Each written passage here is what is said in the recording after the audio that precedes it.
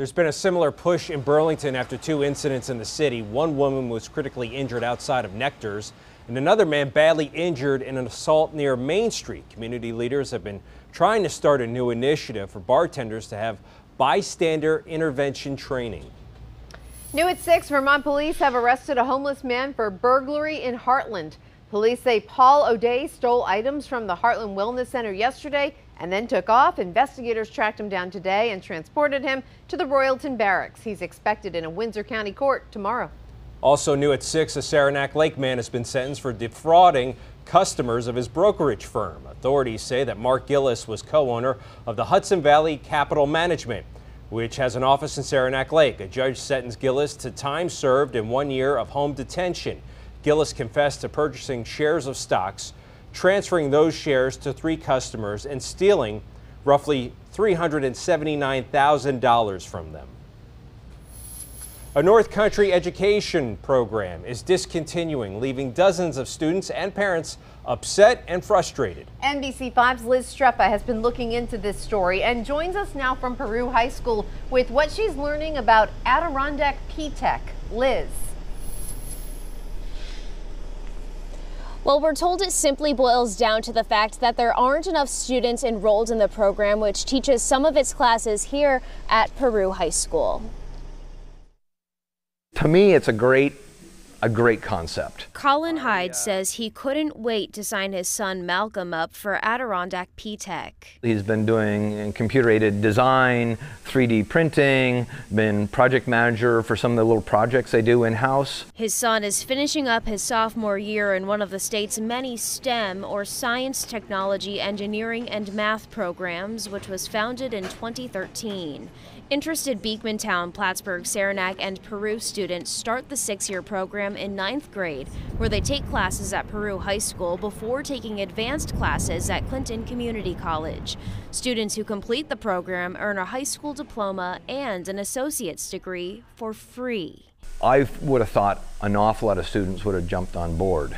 But officials with Champlain Educational Services, or CVES, say that didn't happen. CVES says at the start of the 2018-2019 school year, 120 students should have been enrolled, since it had a goal of enrolling 30 students each year. But there are currently fewer than 60 students. Officials say that, combined with teacher retainment issues, has forced administrators to discontinue the program. In a statement, CVES says, at this time, a draft plan is under development to allow for the completion of all Adirondack P-TECH students in the program. Assemblyman Billy Jones's office says it was able to acquire grant money to make sure students currently enrolled can complete the program. It's good to hear that they're going to finish it out, but it's terrible to hear that they can't make it work somehow. Hyde is encouraging concerned parents to reach out to area lawmakers and school officials to see if they can improve the situation. For now, live in Peru, I'm Liz Streppa, NBC5 News. Coming up, paid family leave, the changes Vermont lawmakers are pushing for tonight. Plus, why the state of New Hampshire is paying millions to 2 young girls abused by their parents. You're watching NBC5 News.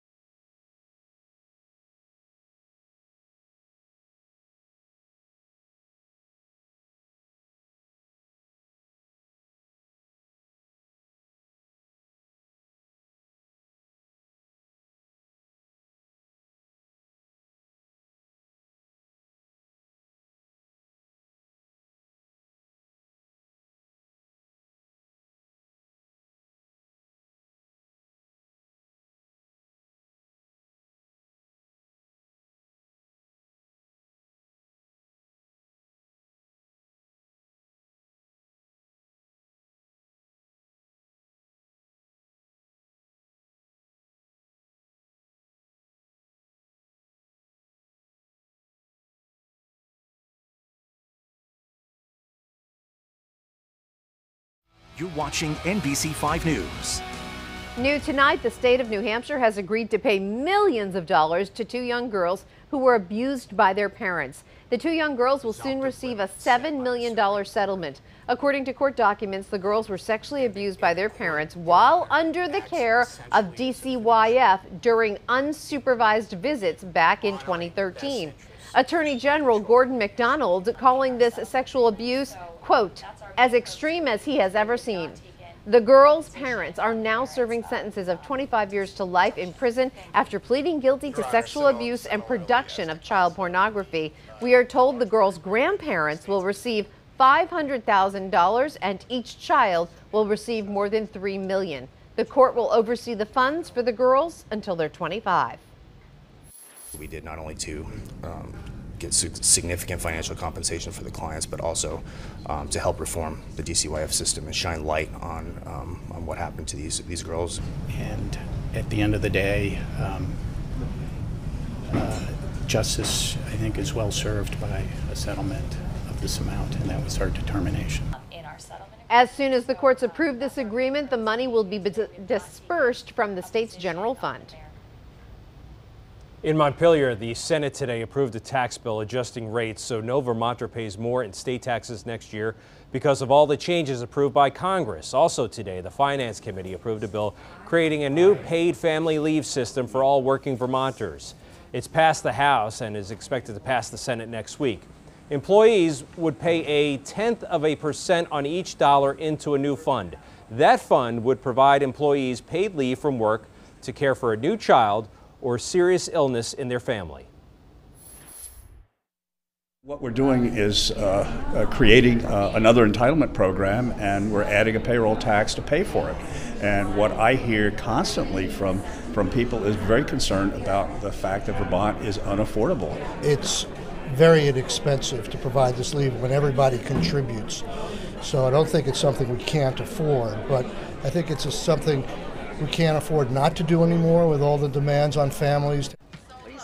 As we mentioned, the paid family leave bill has already passed the House, expected on the Senate floor next week. Governor Scott says he likes the idea of paid family leave, but has promised to veto any bill that raises any new tax.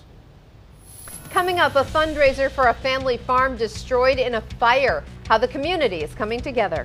And still ahead, honoring our soldiers, the steps lawmakers are taking tonight. Tom. Thunderstorms not an issue for us now, but that doesn't mean they're not in the forecast. We'll talk about that, and we'll even talk about your weekend. First Alert weather, it's coming up.